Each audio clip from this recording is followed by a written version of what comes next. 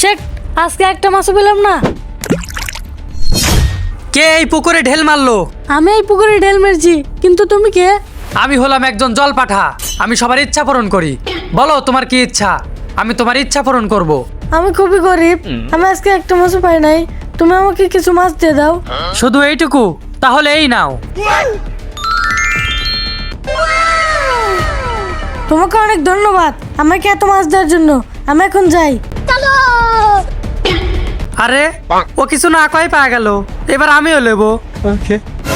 আরে অনেক মারার লাগে তো একটা ঢেল লাগবে, এখন ঢেল কোনে পাই?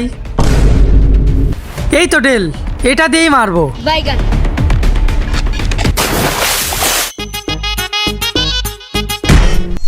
কে কে কে এই পুকুরে ঢেল মারলো? আমি ঢেল মারছি। এইবার আমার মেলা টাকা দাও। কিসের টাকা?